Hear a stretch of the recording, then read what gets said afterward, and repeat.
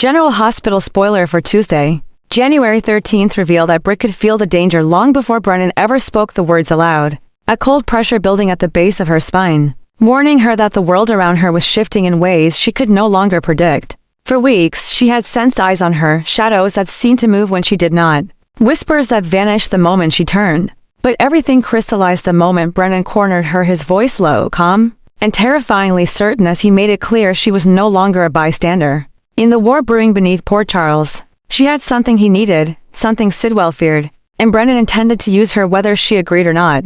At first, Britt tried to rationalize, to find some middle path between survival and autonomy. But Brennan was not a man who tolerated hesitation. His threat was simple and brutal: cooperate, or watch everyone she cared about fall. He knew her weakness, her heart, despite everything she tried to bury. He mentioned Brad, Jason, even Maxie, weaving their names into a noose that tightened around Britt's throat. He didn't shout. He didn't raise a hand. He didn't need to. The implication was sharper than any blade. Do as I say, or blood will be on your hands. What Brennan wanted was almost unthinkable. He needed someone close to Sidwell, someone who could slip into his orbit without raising suspicion, someone smart enough to understand the stakes and desperate enough to follow through. Britt fit every requirement. Her reinstatement at GH had put her back on the radar. Her past connection to Jason gave her a history with dangerous men, and her fragile attempts at rebuilding her life made her the perfect pawn. But Britt was no pawn, not anymore. The threat cut deep, awakening a rage she had spent years trying to contain. Brennan treated her like a weapon, but Britt remembered all too well what happened when she let herself be used by powerful men. She had clawed her way out of darkness once. She would not go back willingly. Still, she couldn't ignore the reality that refusing him might destroy the very lives she had fought to protect. Brennan wasn't bluffing. His timing was precise, his pressure calculated. He wanted Sidwell eliminated, not just weakened, and he believed Britt could get close enough to do it. The most terrifying part was how right he was. Sidwell had taken an interest in her after the New Year's Eve chaos, sending soft inquiries through hospital channels, asking after her expertise, hinting at partnerships disguised as philanthropy. Britt thought it was harmless admiration, maybe even an opportunity to rehabilitate her image. Now she understood the truth. Brennan had been steering her towards Sidwell from the start. Every moment that felt like coincidence was manipulation disguised as fate. As Brennan outlined his plan, his voice a steady, poisonous thread, Britt felt her pulse climb, each beat hammering against the cage of her ribs. If she agreed, she would become the instrument that dismantled Sidwell's empire from within. If she refused, Brennan would release the wolves, and the people Britt loved would pay the price. The simplicity of the choice made it even more horrifying. But beneath her fear, something else began to burn. A clarity. A defiance. A spark she hadn't felt since the days when her last name alone could start wars. Britt had survived too much disease, heartbreak, humiliation. Lost to allow Brennan to rewrite her destiny now. She would not be his weapon. She would not be his sacrifice. And she would not let him dictate the rhythm of her fear. Yet the danger was real, and every decision she made would echo through Port Charles. She began to craft her own silent plan, piecing together fragments of intuition, memories of Jason's warnings, and her own instincts sharpened by years of betrayal. If Brennan thought he had her trapped, he underestimated her completely. Britt Westburn had always been more dangerous when cornered. While Brennan believed he was pulling the strings, Britt was already imagining the reversals the moment the threat would collapse back onto him. The moment she would reveal that she was never the victim he assumed her to be. But the path to dismantle Brennan required something far more frightening. Getting close to Sidwell in ways that might compromise her safety, her sanity, and perhaps even her soul. The deeper she went, the more she risked becoming the monster Brennan wanted her to be. Still, Britt understood the truth. Running was no longer an option. Silence was no longer protection. She would have to step into the fire, confront Sidwell, and play both sides long enough to survive. Her world was narrowing into sharp lines and darker choices, and every step forward felt like walking on the edge of an open blade. But one thing was certain. Britt was no one's victim, and if Brennan wanted a war, she was prepared to give him something far more explosive than he ever bargained for. Drew had never been a man of sweeping promises, yet the moment he looked into Willow's fractured, terrified eyes, something inside him shifted. The memory of the shooting still bled through the edges of their thoughts, confusion, panic. The sound of a bullet tearing through the air, but Drew refused to let that moment define her future, or his. In the quiet space between them, he offered her a promise that felt as heavy as fate itself. He would do everything in his power to prove she wasn't the one who shot him, even if the evidence whispered otherwise. Even if poor Charles demanded a conviction, even if saving her meant walking straight into the fire, that had already nearly burned them both alive. Willow didn't know whether to trust him or fear him. The guilt she carried was a living thing, clawing at her ribs every time the memory flickered a memory. Neither of them could fully reconstruct. Some nights she was certain she'd fired the gun. Other nights she felt sure she'd been framed. And in the darkest hours, she wondered whether her own mind was turning against her, stitching together nightmares and reality until she couldn't tell which one she was supposed to run from. Drew saw this unraveling inside her, the way she trembled at shadows and flinched at sudden noises. It wasn't the behavior of a killer. It was the behavior of someone being slowly consumed by fear. Someone who desperately needed an anchor before she drowned. So he stepped into that role with a determination that bordered on obsession. He dug through timelines, questioned witnesses, hunted for inconsistencies in the reports from that night. He pushed his body harder than he had since the shooting, revisiting trauma he should have been running from. But every step deeper into the mystery only sharpened one truth. Someone wanted Willow to believe she had pulled the trigger. Someone wanted him to doubt her. Someone wanted them broken before the truth could surface. And Drew couldn't shake the feeling that this unseen hand was closer than either of them realized. Willow watched him work with a mix of awe and dread. She didn't understand why he cared so much, why he would risk his reputation, his freedom, his family for her. The more he fought for her, the more twisted her emotions became. Gratitude morphed into dependence, dependence morphed into fear, fear morphed into a sharp, aching guilt that she couldn't contain. Because the promise he'd made this vow to save her felt like a chain tightening around both their throats. If he failed, he would fall with her. If he succeeded, she feared she would never escape the shadow of what happened that night. Each time Drew returned with new information, Willow felt the pressure inside her chest intensify. Evidence disappeared. Witnesses changed their stories. Security footage was corrupted. It was as if the universe itself was conspiring to erase the truth. And yet, Drew only pushed harder, his determination deepening into something fierce, almost primal. He refused to let her face the storm alone. He refused to let the darkness swallow her whole. He refused to believe she was capable of shooting him even when her own memories wavered. But as Drew moved closer to the truth, Willow found herself slipping into a different kind of torment. His kindness became unbearable. His loyalty became a blade carving into her conscience. She didn't deserve his protection. She didn't deserve his sacrifice. Worse, part of her feared that if the truth ever came out, if she had pulled the trigger, she would lose the only person still standing beside her. This fear spiraled into an obsession of its own. Each day she woke with the same question tormenting her. Why is he doing this? What is he hiding? What does he expect from me once he clears my name? And beneath those questions lay the darkest one of all. What if the truth destroys him more than it destroys me? Drew, meanwhile, was battling nightmares of his own.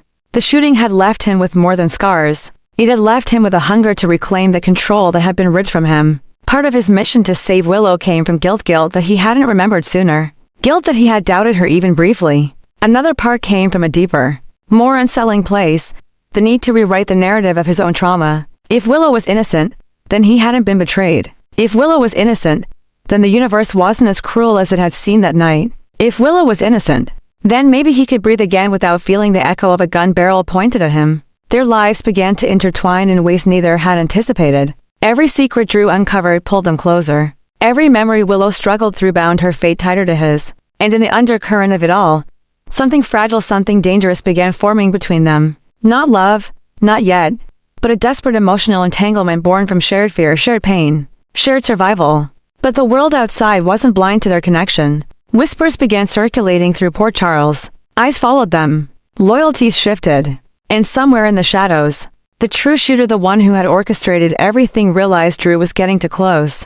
That was when the threats began. Anonymous calls. Notes slipped beneath doors. A voice in the dark warning that the past should remain buried. Drew ignored every sign, but Willow felt the danger closing in. She sensed the truth circling them like a predator waiting for the perfect moment to strike. With each step forward, the future Drew promised her, a future where she was free, innocent. Redeemed felt more like a fantasy slipping through her fingers. And yet, she clung to it, because the alternative was too terrifying to face. She didn't just want the truth to clear her name. She needed it to save her from her own mind. In the end, Drew's promise was more than a vow, it was a lifeline thrown into a storm. Whether it would pull them to safety or drag them under was something neither of them could predict. But one thing was certain. The closer Drew came to proving Willow's innocence, the more dangerous the world around them became. Because someone out there knew the truth, and that someone would do anything to make sure Drew never uncovered it.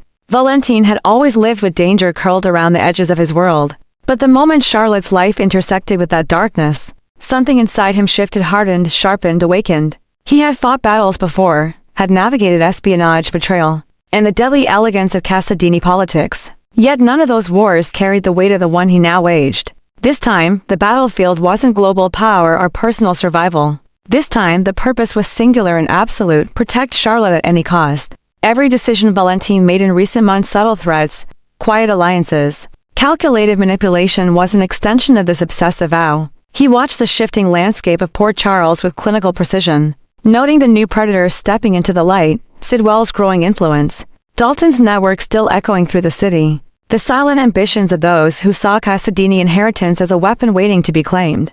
These external threats were dangerous enough, but what haunted him more deeply was the knowledge that Charlotte herself was vulnerable, not just physically, but emotionally, psychologically, spiritually. She was still fragile from past manipulation, still recovering from traumas that had left invisible fractures beneath her skin. So Valentine expanded his war, not through open violence, but through strategy woven in shadows. He infiltrated networks that once would have been beneath his notice. He pulled old favors, twisted old debts, and revived old loyalties that should have remained buried. He told no one, not Nina, not Anna, not Laura, because explaining the scope of what he was doing would expose Charlotte's vulnerability even more.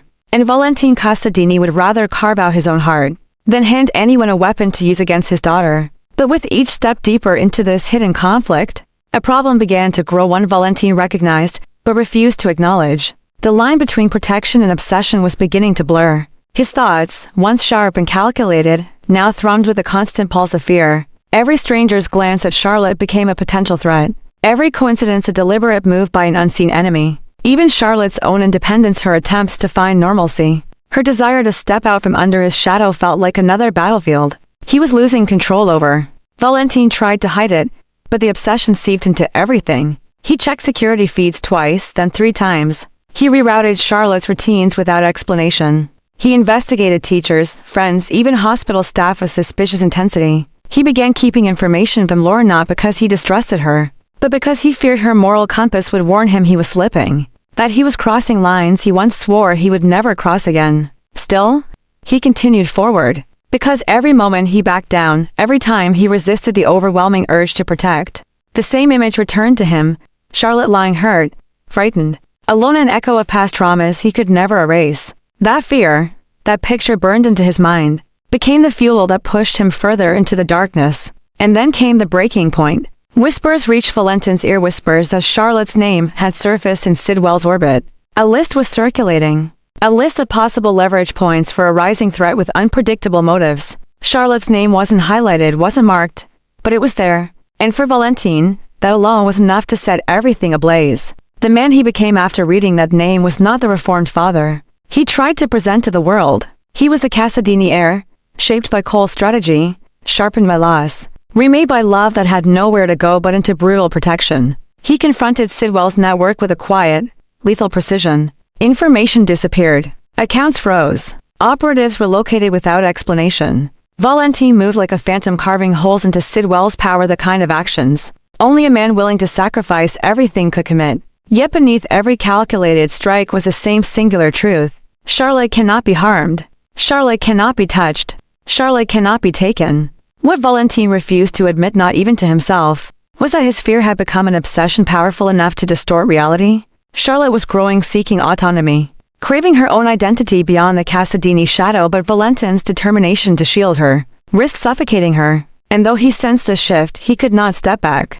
The world had already proven too dangerous. The Casadini legacy had already marked her too deeply. Every night, he replayed the same thought: if I stop fighting, even for a second, she will fall. This fear consumed him so thoroughly that even those closest to him began noticing the cracks. Anna felt him slipping into secrecy again. Laura saw the tension in his posture whenever Charlotte's name was mentioned. But Valentine hid his unraveling with the same elegance he used to hide his true identity for years. Still, the obsession grew. He monitored her communications more than he admitted. He traced the locations of her friends. He invested in private surveillance he told no one about. He built contingency plans upon contingency plans, some rational, some driven by panic he could no longer suppress. And yet, the true horror was that the danger was real. Sidwell was expanding. Dalton's remnants were resurfacing, and Charlotte, whether she knew it or not, stood in the crosshairs of a war she had never chosen. Valentine's actions were not madness, not entirely. They were the desperate instincts of a father who had lost too much and refused to lose again. But obsession has a cost, and slowly, painfully, Valentine Casadini was becoming the very thing he feared. A man willing to burn the world down in order to save one person. Charlotte, his daughter, his undoing. And in the rising tension spreading through Port Charles, it was becoming clear that Valentine's war silent, relentless, and fueled by love twisted into obsession was only just beginning. Carly had dealt with powerful men before, arrogant executives, manipulative politicians, even dangerous criminals, but the moment Brennan began circling her, with quiet questions about Valentine, she felt something she hadn't felt in years, real fear. Not for herself, but for the chain reaction Brennan's suspicion could ignite. His tone was calm, polite even. But beneath the smooth veneer she sensed the metallic edge of calculation. Brennan wasn't curious, he was hunting. And Carly, whether she wanted to be or not, had suddenly become part of his battlefield. At first, Brennan's inquiries seemed harmless. He casually asked if she had seen Valentine recently, whether he had mentioned traveling, whether Charlotte had been in touch. Carly answered carefully, deflecting, pretending not to notice the intensity lurking in Brennan's gaze. But when he leaned in just slightly, not enough to be threatening, just enough to force her to meet his eyes, Carly felt her pulse spike. Something in the way he studied her, analyzing every twitch of her muscles, every hesitation between her breaths, told her that Brennan already knew she was hiding something. He was simply measuring how deep the truth went. Valentine had vanished from the public eye for days. Carly didn't know the details, but she knew enough. He was in the middle of a dangerous operation tied to Sidwell, and possibly Pascal. It wasn't a world Brennan should have access to. Yet here he was, speaking to her like someone who already had pieces of the puzzle, and only needed her to confirm the final shape. Carly hated how exposed she suddenly felt. She wasn't trained for this kind of interrogation. Valentine, Jason, Anna, they thrived in these shadows. She did not, and Brennan knew it. As Brennan continued pressuring her, subtle but relentless, Carly's mind raced.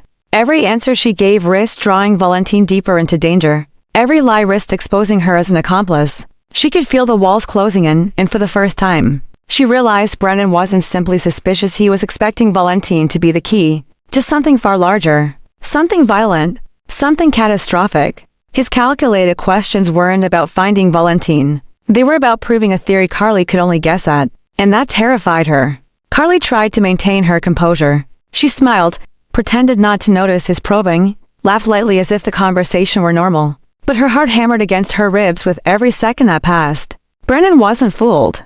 He leaned back, crossing his arms, his silence louder than any threat he could have spoken. Carly recognized that silence. Jason had used it, Sonny had used it, Jerry Jacks had perfected it.